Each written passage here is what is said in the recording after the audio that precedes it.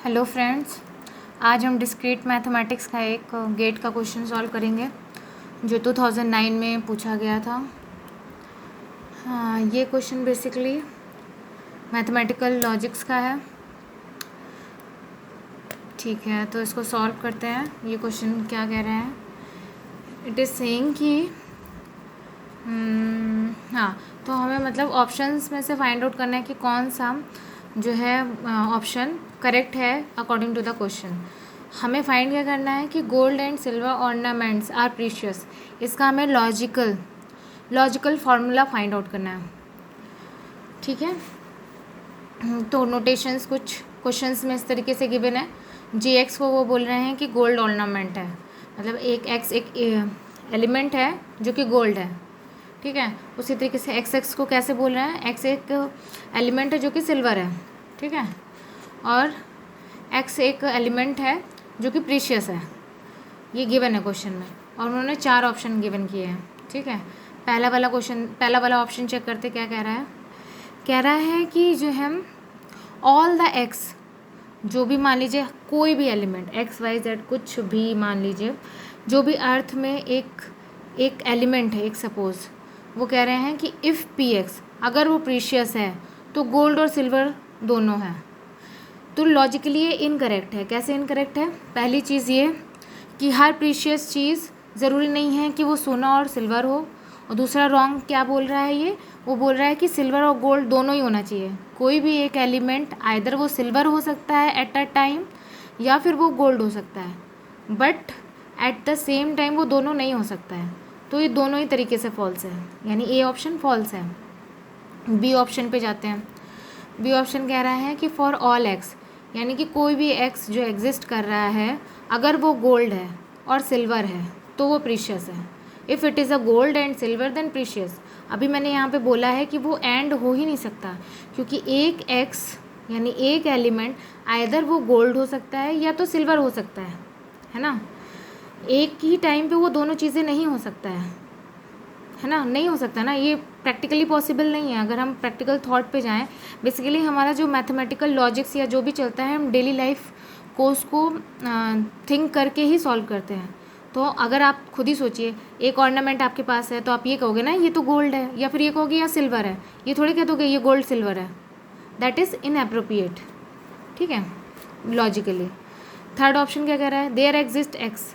वो अब कह रहा है वो पूरे सबसेट, यानी कि मान लो सपोज़ ये इसका यूनिवर्स है, उसमें खूब सारे एलिमेंट हैं, तो वो कह रहा है कि कोई एक एक्स, कोई एक पर्टिकुलर एक्स आइदर वो गोल्ड है और सिल्वर है और वो प्रीशियस है। आइदर मतलब उसने कहा एक एक्स, मान लीजिए ये एक्स है, गोल्ड एंड सिल्वर दोनों है, जो कि पॉसिबल नहीं है। हम तीनों में वही चीज़ें फॉल्स करते हुए आ रहे हैं, क्योंकि एट अ सेम टाइम वो आइदर या तो गोल्ड हो सकता है या तो सिल्वर हो सकता है। चाहे हम एक की बात करें या पूरे ग्रुप की बात करें या फिर हम किसी भी चीज़ की बात करें। यहाँ पे हम ग्रुप की बात करते हैं, ऑल एक्स, यानी इसमें से कुछ भी। यहाँ पे सिर्फ एक की बात कर रहे हैं, यानी किसी एक पर्टिकुलर एक्स की बात कर रहे हैं। हम किसी भी सिचुएशन में बोलेंगे, हम दोनों चीज़ को एक नहीं बोल सकते।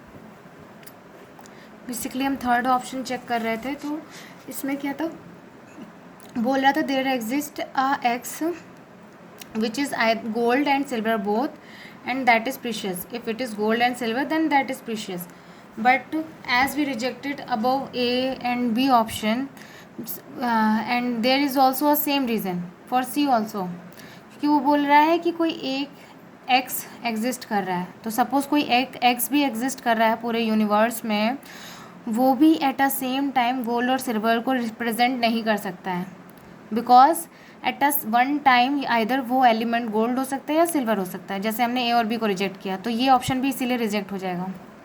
हम ऑप्शन डी पे आते हैं।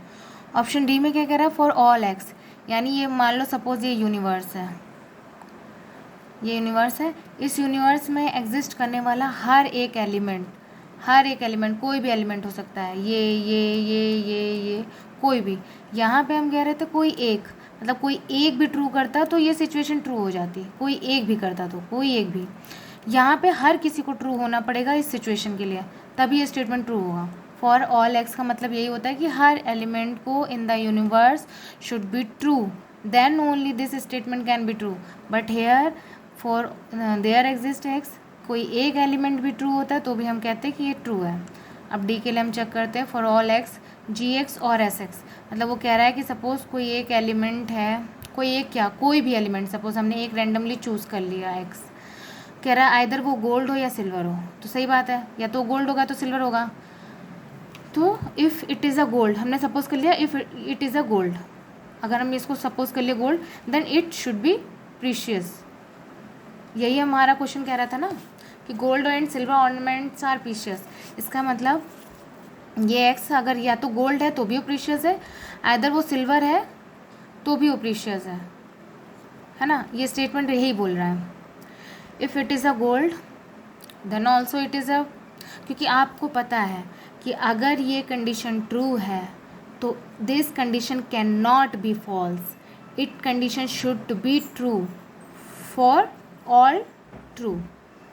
इसको ट्रू होने के लिए अगर ये ट्रू है तो हम कह रहे हैं ये ट्रू है, तो इसका मतलब है इसको भी ट्रू होना पड़ेगा। This can not be false, इसका मतलब क्या है, अगर कोई एक्स गोल्ड है या फिर सिल्वर है तो वो प्रीशियस होगा। If it is a gold और silver then it is a precious, either it is gold और silver then it is a precious.